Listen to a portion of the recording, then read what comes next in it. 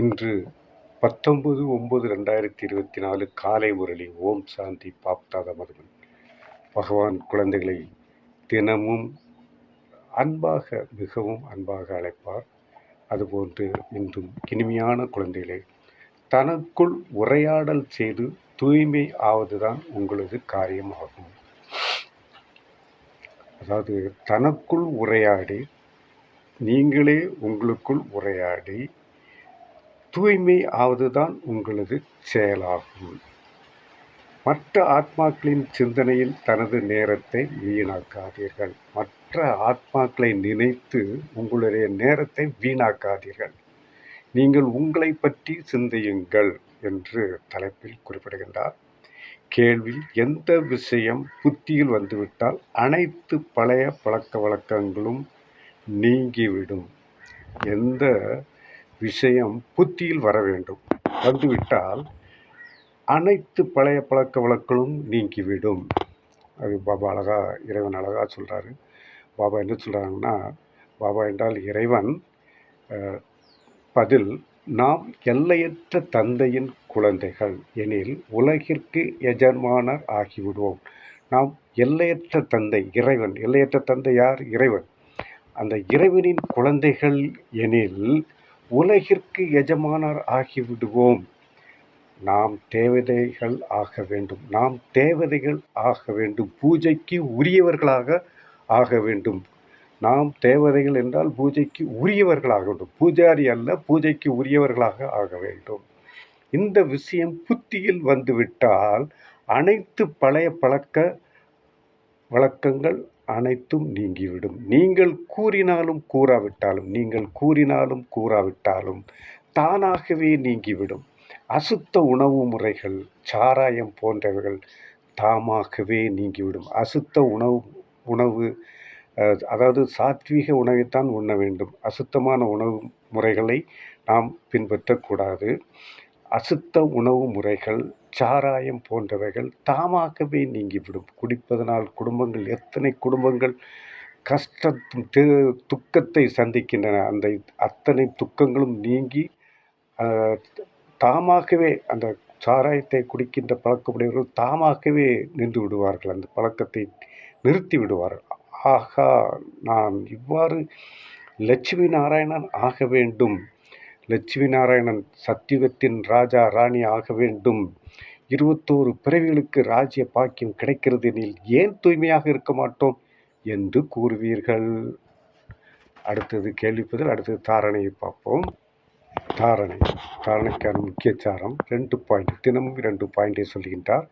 முதல் பாயிண்ட்: தனது முன்னேற்றத்தை பற்றி சிந்தியுங்கள். தனது முன்னேற்றத்தை பற்றி சிந்தியுங்கள். மற்ற எந்த விஷயத்திலும் செல்லாதீர்கள். எந்த விஷயத்திலும் தலையை நுழைக்காதீர்கள். படிப்பு மற்றும் நினைவில் முழு கவனம் செலுத்த வேண்டும். படிப்பு என்றால் ஞான முரளி. இந்த முரளியில் சொல்லுகின்ற மகா வாக்கியங்களை தினமும் படிக்க வேண்டும். இந்த படிப்பில் முழு கவனம் செலுத்த வேண்டும். புத்தியை அலைய விடக்கூடாது. இறைவனுடைய நினைவில் இருந்தால் உங்களுடைய புத்தி அலையாது என்பதை தாரணையின் முதல் பாயிண்டில் சொல்கின்றார். 2வது பாயிண்ட்: இப்பொழுது தந்தை நேரடியாக வந்திருக்கின்றார். அதாவது சங்கமயுகத்தில் தான் நேரடியாக வருவார். ஒரு கல்பம் 5000 வருடங்கள். ஒவ்வொரு கல்பத்திலும் சத்தியுகம், திரேதாயுகம், துவாபரயுகம், கலியுகம், சங்கமயுகம் என்று இருக்கின்றன.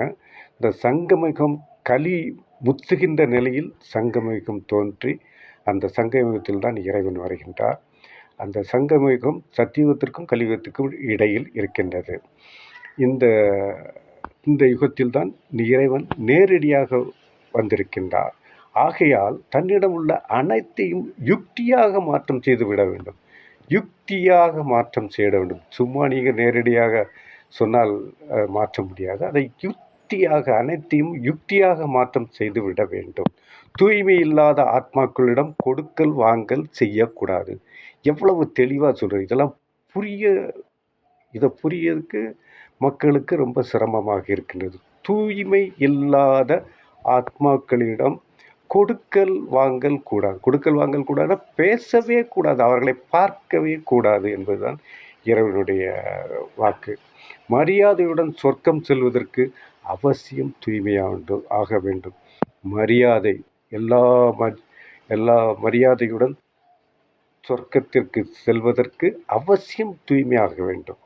வரதானம் மனம் மற்றும் புத்தியை வீணானவைகளிலிருந்து விடுவித்து பிராமண சம்ஸ்காரத்தை உருவாக்கக்கூடிய ஆட்சி செய்பவர் ஆகுக. என்ன சொல்கிறார்? ரொம்ப அழகாக சொல்கிறார். ரொம்ப இனிமையாக, அழகாக, அருமையாக சொல்லுகின்றார். மனம் மற்றும் புத்தியை வீணானவைகளிலிருந்து விடுவித்து, வீணான தேவையில்லாதவற்றில் நுழைக்கக்கூடாது, அதிலிருந்து விடுவித்து பிராமண சம்ஸ்காரத்தை, அதாவது உயர்ந்த சம்ஸ்காரத்தை உருவாக்கக்கூடிய ஆட்சி செய்பவராகுக. விளக்கம், இந்த வரதானத்திற்கு விளக்கம், எந்த ஒரு சிறிய வீண் விஷயம், வீணான சூழ்நிலை அல்லது வீணான காட்சியின் பிரபாவம் முதலில் மனதில் ஏற்படுகிறது, பிறகு புத்தி அதற்கு உதவி செய்கிறது. முதலில் வீண் விஷயங்கள், வீணான சூழ்நிலை, வீணான காட்சியின் பிரபாவம் மனதில் ஏற்படுகிறது, மனதில் இயற்கையாக ஏற்படும். அதை புத்தி மூலமாக வெளியேற்ற வேண்டும். அதற்கு புத்தி உதவி செய்கிறது. அதற்கு அந்த புத்தி, மனம், இந்த ஆத்மாவில் இருக்கின்ற புத்தி உதவி செய்கிறது. அதாவது ஆத்மாவில் மனம், புத்தி, சம்ஸ்காரம் என்ற 3 பகுதி இருக்கின்றது. அதில் ஒரு பகுதியான புத்தி உங்களுக்கு உதவி செய்கிறது.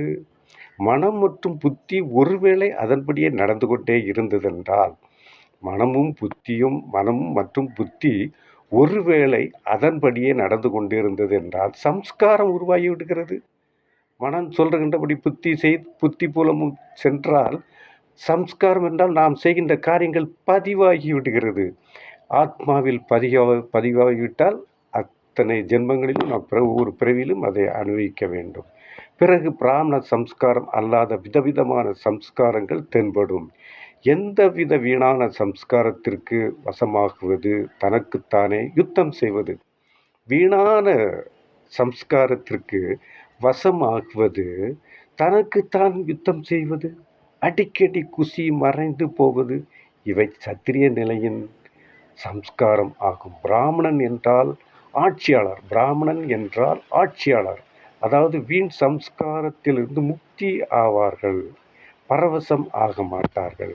ஸ்லோகன்: யார் திட உறுதிமொழியினால் அனைத்து பிரச்சனைகளையும் எளிதாக கடக்கிறார்களோ அவர்களே மாஸ்டர் சர்வ சக்திவான். என்ன அருமையாக சொல்லுகின்றார் பாருங்க. இதெல்லாம் கேட்டு அனுபவிக்க வேண்டும். ஸ்லோகன்: யார் திட உறுதிமொழியினால் அனைத்து பிரச்சனைகளையும் எளிதாக கடக்கிறார்களோ அவர்களே மாஸ்டர் சர்வ சக்திவான் என்று இறைவன் குறிப்பிடுகிறார். எளிதாக எப்படி கடப்பது? இறைவனுடைய நினைவில் இருந்தால் எளிதாக கடக்கலாம். இறைவன் என்ற நினைவில் இருந்து தெளிவாக அவர் சொல்கின்ற வழிகளை எல்லாம் பின்பற்றினால் நீங்கள் எளிதாக கடந்து செல்லலாம். வாய்ப்பு இருந்தால் அனைவரும் பிரம்மகுமாரிகள் சென்டர் எங்கு இருக்கிறது என்பதை தேர்ந்தெடுத்து அந்த இடத்தினுடைய விலாசத்தை கேட்டு சென்று 7 நாள் வகுப்பில் படித்து அடிப்படை என்ன என்பதை தெரிந்து கொண்டு இதனுடைய முன்னேற்றம் என்ன, இதனுடைய வழி என்ன சொல்கிறார்கள் என்பதை தெரிந்து கொண்டு வாழ்க்கையில் இன்பமாக வாழவும், வாழ்க்கையில் நிம்மதியாக வாழவும், துக்கமற்று சந்தோஷமாக மகிழ்ச்சியாக வாழவும் வழியை சொல்லிக் கொடுக்கிறார்கள். அங்கே சென்று படியுங்கள், முன்னேறுங்கள், நன்றாக வாழுங்கள், மகிழ்ச்சியுடன் வாழுங்கள்.